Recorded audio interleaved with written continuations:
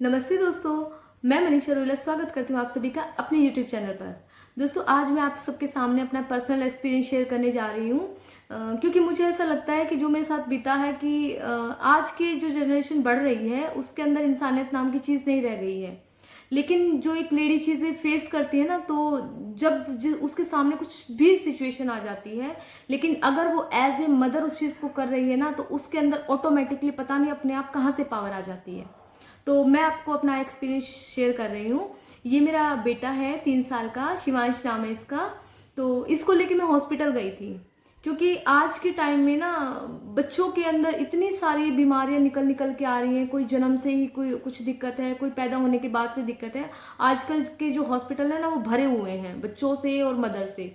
और ज़्यादातर क्या होता है कि देखो, घर में कोई एक कमाने वाला होता है, वो हमेशा छुट्टी करके बैठ जाए और हॉस्पिटल में ही जाता रहे, तो घर के लिए फिर वो कमाएगा कैसे। तो इसलिए जो हॉस्पिटल में जितनी ज़्यादा भीड़ मिलेगी आपको, लगभग ज़्यादा लेडीज़ और बच्चे ही मिलेंगे। मदर ही बच्चों को अपने लेके जाती है।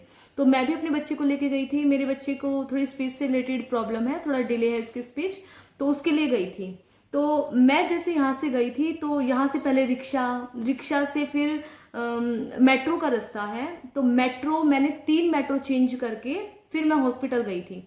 तो जो मेरा बेटा है वो 3 साल का है। 3 साल के बच्चे क्या है, नॉर्मली घर में भागते कूदते हैं, लेकिन जब कहीं उनको बाहर लेके जाना होता है तो बच्चे क्या होते हैं, ऑटोमेटिकली मतलब चलते ही नहीं है। उनको क्या चाहिए होती है, मम्मी की गोद ही चाहिए होती है कि उनको गोद में उठाओ और तब उनको आप लेके चलो। या फिर आपको जो कहीं पे भी जाना होता है तो आपको इतनी जल्दी रहती है जाने की कि खुद ही आप अपने बच्चे को गोद में उठा ले, तो कि फटाफट उस काम को करके आए। क्योंकि लेडीज के पास टाइम लिमिटेड वे में ही रहता है, काम इतने सारे होते हैं। खैर, टाइम तो सबका ही लिमिटेड होता है, लेकिन काम लेडीज इतने ज्यादा करती है कि उसके पास समय बहुत कम बचता है।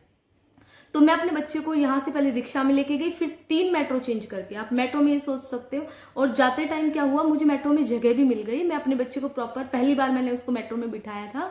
मेट्रो में मैंने उसको बिठाया और फिर मैं वहाँ पे, हॉस्पिटल का और मेट्रो का जो रास्ता है वो थोड़ा सा कम ही है, ज्यादा नहीं है, तो उसके बीच में भी वो उसने चलने से मना कर दिया और मैंने उसको गोद में उठाया, तब मैं उसको हॉस्पिटल लेके गई। तो हॉस्पिटल में भी क्या है कि जो मेरी एक नॉन है मैम, तो उन्होंने मेरा बहुत साथ दिया है। लेकिन हॉस्पिटल में भी मैं मॉर्निंग में अपने घर से 8:30 पे निकली थी और अपने घर को शाम को मैं 7 बजे के करीब आके घर में आई थी मैं। उस बीच में मेरा इतना सारा काम, मैं 6 से 7 डॉक्टर से मिली थी।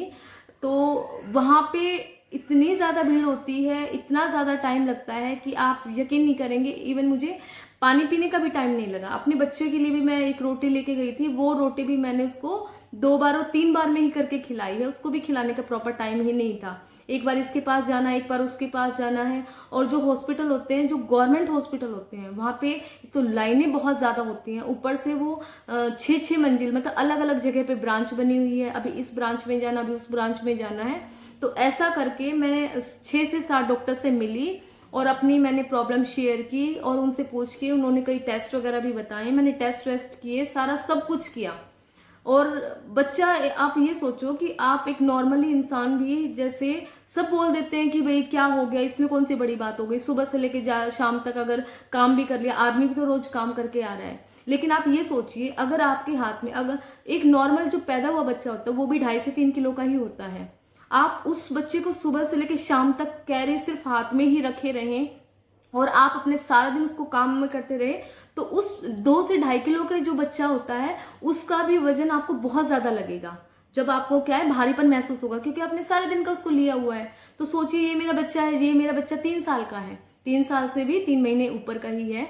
तो बच्चे को कैरी करके, पहले मतलब मेट्रो की भी मतलब स्टेयर्स होती हैं, चाहे मतलब ऑटोमेटिकली चलने वाली है, उस पर भी आप खड़े हो जाओ तो भी बच्चे को आपको गोद में ही रखना होता है।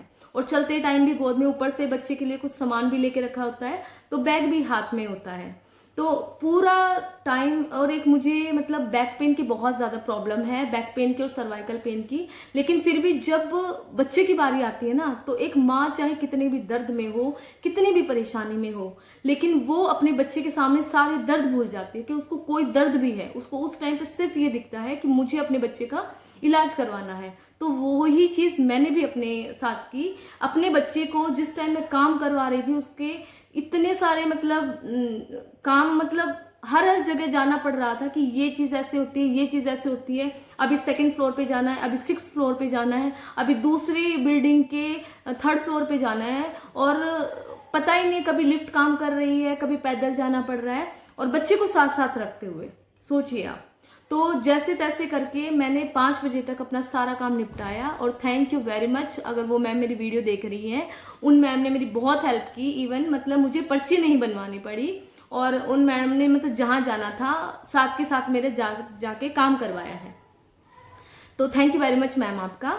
और जो मैं अपने बच्चे का सारा लगभग काम करवा के, सारा क्या मतलब जो एक दिन में जितना पॉसिबल हो सकता था, मैंने कोशिश ये की थी ज्यादा से ज्यादा काम मैं करवा के जाऊं, ताकि मेरे को सेकंड टाइम में थोड़ा सा कम टाइम लगे। लेकिन अभी स्टार्टिंग में बहुत सारा टाइम लगने वाला है। तो 5 बजे के करीब मैं वहां से निकली, और वहां से वही मेट्रो तक मैं गई, और मेट्रो तक जाने के बाद मैं दिल्ली गेट से मंडी हाउस तक की जो थी मेट्रो, उसमें बैठने की भी जगह मिल गई आराम से। लेकिन जैसे मंडी हाउस से मैंने ब्लू लाइन के लिए, द्वारका के लिए मेट्रो पकड़ी, वहां पे ब्लू लाइन में लगभग बहुत ज्यादा ही भीड़ होती है, आप कभी भी देख लेना, आपको उसमें भीड़ ही मिलेगी। तो मैं जैसे ही उसमें चढ़ी तो उसमें भीड़ इतनी ज्यादा थी, और एक जगह मेरे को किसी ने जगह भी दी मुझे बैठने के लिए। मैं जैसे ही वहां पे बैठ गई, और वो जगह एक वृद्ध की जगह थी, तो कोई एक इंसान भी आया, बहुत ज्यादा वृद्ध तो नहीं लग रहा था, लेकिन फिर भी उन्होंने मेरे को सामने से बोला कि वृद्ध की जगह है तो मुझे बैठने दो। तो कोई बात नहीं, ठीक है, मैं खड़ी हो गई और वो बैठ गए। उसके बाद मतलब उनका तो मैं क्या कहूँ, कोई बात नहीं है भाई, बड़े बुजुर्ग हैं, उनको तो हम कुछ कह नहीं सकते हैं। लेकिन मैं जहां जिस डब्बे में चढ़ी थी, लगभग वहां पे 20 से 25 साल के तक के लड़के और लड़कियां, ज्यादातर मतलब वही थे, बहुत कम थे काफी बड़े उसमें। तो एक जेंट्स ने कहा भी कि आप कहीं पे भी किसी को भी बोल के आप बैठ जाओ। तो एक चीज होती है कि हालांकि मेट्रो की हर चीज पे लिखा भी रहता है कि आपसे ज्यादा जरूरत जिनको है आप उनको सीट ऑफर कीजिए। तो या तो खुद में मतलब अपने ये होता है कि भाई सामने वाले को ज्यादा जरूरत है, और मैं अपने ऊपर अच्छे से डिपेंड होके मैं खड़ी हो सकती हूँ, तो मैं जरूर खड़ी हो जाऊंगी। तो लेकिन मेरे हाथ में बच्चे के साथ मेरा बैग भी, तो आप जैसे ही ट्रेन चलती है तो ट्रेन में झटका भी लगता है। तो किसी ने भी मतलब ये नहीं सोचा कि एक लेडीज को मतलब बच्चे के साथ जरूरत होगी बैठने की, आप मत, और ना किसी ने ऑफर भी किया। तो दूसरी चीज क्या होती है कि चलो ठीक है, आप किसी लेडी को जगह नहीं दे रहे हैं, तो एक सेकंड के लिए बच्चे के लिए तो ऑफर कर सकते हैं कि आप खड़े हैं तो कोई बात नहीं, आप बच्चे को मेरे को पकड़ा दीजिए, मैं हो जाता हूँ। लेकिन नहीं, मैं उस टाइम ये सोच रही थी, एक ने कहा भी कि आप किसी को कह के बैठ जाइए, तो मैंने कहा जब किसी को सामने से खुद से दिख नहीं रहा है कि किसी को जरूरत है तो कोई बात नहीं है। मैं 5 स्टॉपेज खड़ी रही हूँ, जो पोल होते हैं मेट्रो के, मैंने उस पोल को ऐसे करके पकड़ा, अपने इस हाथ में मैंने अपने बच्चे को बिठा के, और दूसरे हाथ में मैंने बैग कैरी किया हुआ था, ऐसे करके मैंने उसको पोल को पकड़ के मैं अपने खड़े रही हूँ।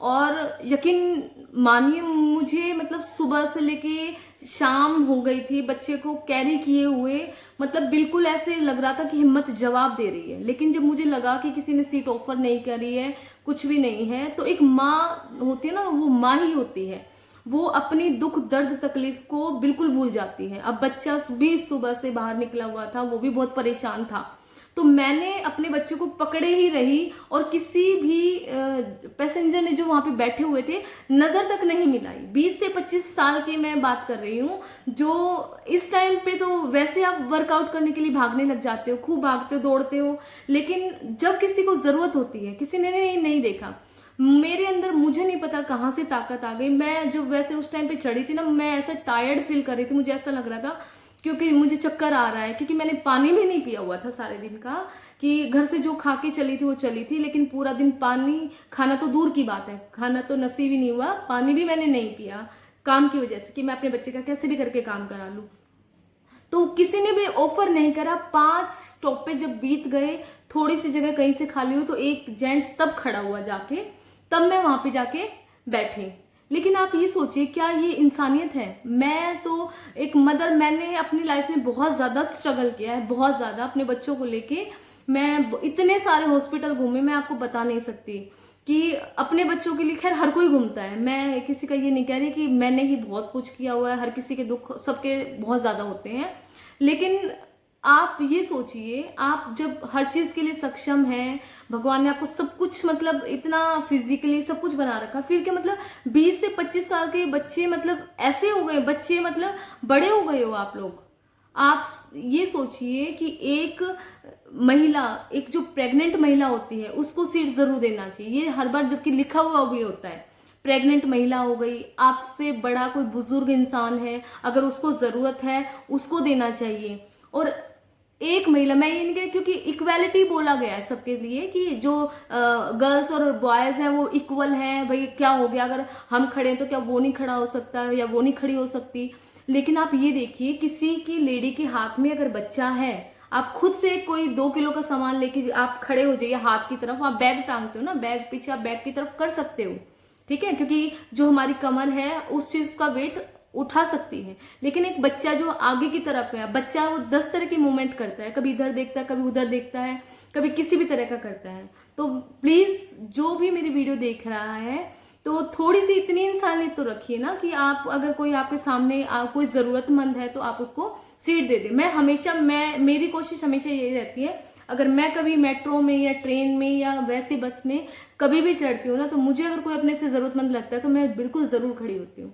लेकिन हर एक महिला, हो सकता है मैं उस चीज को मैं कर पाई, मैं खड़ी होकर बच्चों को अपना कैरी भी कर लिया और सब कुछ कर पाई, और बाद में जगह मिली तब मैं बैठी। लेकिन आप ये सोचिए, अगर कोई ऐसी लेडी हो सकती है कि जिसकी फिजिकली अंदर से वो चीज उतनी स्ट्रोंग ना हो, वो अपने बच्चे को खड़ी होकर लेकिन ना खड़ी हो सकती हो, और वो अगर चक्कर खा के गिर जाए तो तब भी तो आप लोग उठ के, हो सकता है आप उसको डॉक्टर तक भी पहुंचा दें। लेकिन ऐसी सिचुएशन पैदा ही क्यों की जाए। तो प्लीज हाथ जोड़ के मेरी रिक्वेस्ट है, अगर आप लोगों को लगे कि कोई लेडी है, जरूरतमंद है, इसमें आप ये भूल जाइए। देखिए, जो लेडीज होती हैं, जेंट्स भी होते हैं, सब इक्वल काम करते हैं। मैं उनकी किसी की भी ये चीज नहीं कह रही हूँ कि नहीं लेडीज ही ये है, जेंट्स वो हैं।